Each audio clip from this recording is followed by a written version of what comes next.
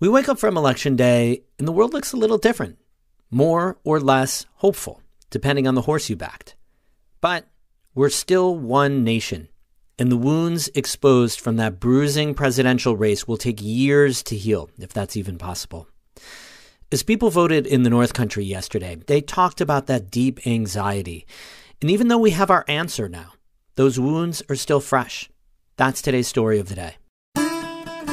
Support for Story of the Day comes from Long Run Wealth, an SEC-registered investment advisor in Lake Placid, providing comprehensive wealth management, retirement, and financial planning solutions. LongRunWealth.com. Hey, I'm David Sommerstein. It's Wednesday, November 6th. First up, Governor Kathy Hochul congratulated President-elect Donald Trump this afternoon in New York City. She talked about how she's preparing for his second stint in the White House. While we honor the results of this election and will work with anyone who wants to be a partner in achieving the goals of our administration and our state, that does not mean we'll accept an agenda from Washington that strips away the rights that New Yorkers have long enjoyed. Today, Hochul announced the creation of the Empire State Freedom Initiative. She said it'll focus on areas most likely to face threats from a Trump administration, including reproductive, civil, labor, and LGBTQ rights, immigration, gun safety, and environmental justice. North Country Congresswoman Elise Stefanik cruised to her sixth term in office last night. According to unofficial election results, she easily defeated her Democratic challenger Paula Collins by about 25 percentage points. She celebrated on election night, not here in her district, but in Louisiana, with House Speaker Mike Johnson. Emily Russell reports. Congresswoman Elise Stefanik's wide margin of victory over Democrat Paula Collins was expected on Tuesday. Stefanik had massive advantages in fundraising and national name recognition. We'd normally have tape from Stefanik's victory speech, but according to the Associated Press, Stefanik was in Louisiana on election night. So instead, we talked to voters in the North Country, like Tom Questel from St. Lawrence County, who voted for Stefanik on Tuesday. She's done a lot for upstate New York and trying to get the funding necessary to keep us going. She's been a strong advocate for law and order and for our military down at Fort Drum. Stefanik has emerged as one of Donald Trump's biggest supporters, a position that plays well in the North Country, where Trump won all but one county on Tuesday. And Stefanik has risen in the ranks in recent years. She's now the fourth-ranking Republican in the House, serving as the GOP conference chair. Patrick Hans from Rensselaer Falls also voted for Stefanik on Tuesday. She's certainly a strong supporter of northern New York. She is my candidate of choice. Our values align. But as Stefanik's star has risen, Hans says it appears her focus on the district has shifted. Hans says he wishes she was here more, on the ground, meeting with her constituents and working with local leaders. I'm not overly pleased with the lack of time that Elise spends in the North Country. I think she spends too much time focusing on national politics and the party. Stefanik has used her national influence to raise more than $14 million during this election cycle. Most of those donations are from outside New York. Meanwhile, Democrat Paula Collins raised less than $140,000. The cannabis attorney also didn't host many events until later in the election cycle, though Collins has said her candidacy reflected a rebuilding of the Democratic Party in the North Country. Collins has said she plans to challenge Stefanik again in 2 years. Stefanik had a different campaign strategy this time around. She didn't debate Collins. She also didn't host any big publicly planned rallies. But she did campaign for Donald Trump in New York City, in Virginia, and in North Carolina. I feel like she doesn't always have the most of her own ideas, and she's just trying to position herself to get into higher office. That's what I personally feel like. That's Matthew Mastine from Oswegatchie.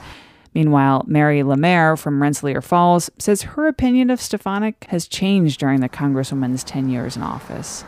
At first, I was happy with Elise Stefanik, and now I believe she's become more one-sided. Lemaire didn't want to say who she voted for this election, but said she no longer feels like she can speak her mind to someone like Elise Stefanik. Still, Stefanik continues to enjoy plenty of support in the district.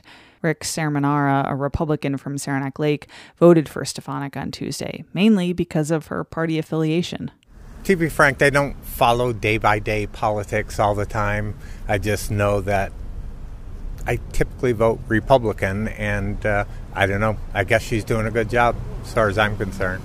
Stefanik posted a statement on social media celebrating her victory, saying, quote, "I will always give this district the voice it deserves." NCPR reached out to her Democratic challenger, Paula Collins, for comment, but hasn't heard back.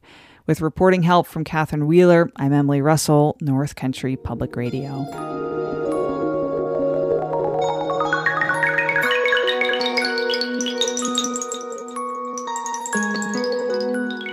Turnout was brisk and heavy at polling places across the North Country yesterday. The weight of this incendiary presidential race was everywhere. Voters were carrying heavy loads of their hopes, fears, and feelings to the ballot box. Our reporters were fanned out across the region yesterday, asking voters what was on their minds. Amy Feiereisel has their responses. Midday at the Scroon Lake Town Hall and Library, the parking lot was full. Hello. How are you? How you doing? 60-year-old David Golden was the poll worker, greeting people at the door. It's been quite busy, and I'm happy to see it. The more people that participate, the better. A lot of effort goes into Election Day, and people are taking their right to vote seriously. 22-year-old Victoria Buell grew up in Scroon Lake. She's currently studying public health in Albany. My roommate and I drove an hour and a half to get here today to come vote. As someone who identifies as queer and as a woman, it's a very important election for me and for the future that I want for myself. Buell is hopeful, but also scared. I'm just wondering, like, are all elections going to feel this nerve-wracking, this anxious? I feel like we're on the edge of a precipice. That was a sentiment shared by many around the region, Democrats and Republicans alike, the feeling of a lot riding on this presidential election. But people have different visions for their ideal America.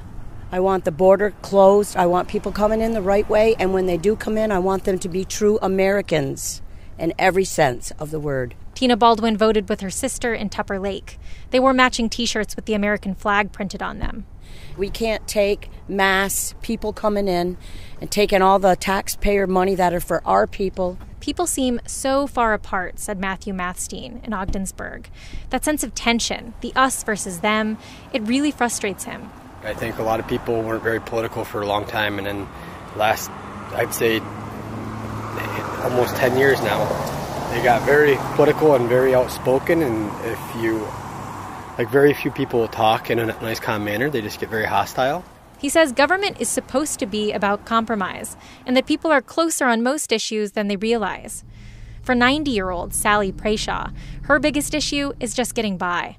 The cost of living, the price of everything has gone up so high. She lives in Winthrop with her daughter and son-in-law.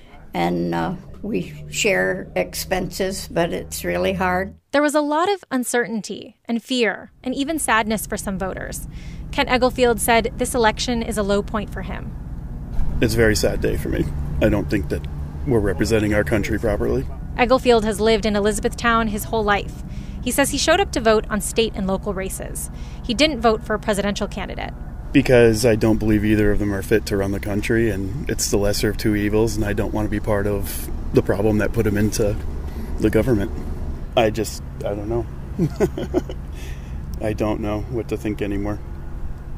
But amidst what felt like an impossible political divide, there was a lot of human decency on display yesterday. Inside Egglefield's polling location, the Elizabethtown Fire Hall, I met a veteran election inspector. Hi, my name is Marcella Denton from Elizabethtown, New York, and I've been doing this for over 30 years. Denton says she was pleasantly surprised by just how smoothly things were going. People have been really nice today. I mean, with all what we have heard on the TV and all the things that are happening in other places. Denton started to tear up. We don't have that here.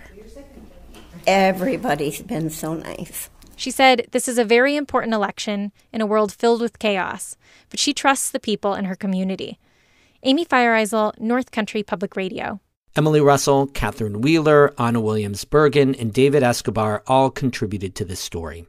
We have more news and election results, including national coverage of President-elect Donald Trump's sweeping victory on our website, ncpr.org. Music today by Eddie Lawrence of Saranac Lake and Ben Cato of Jay. I'm David Summerstein, North Country Public Radio.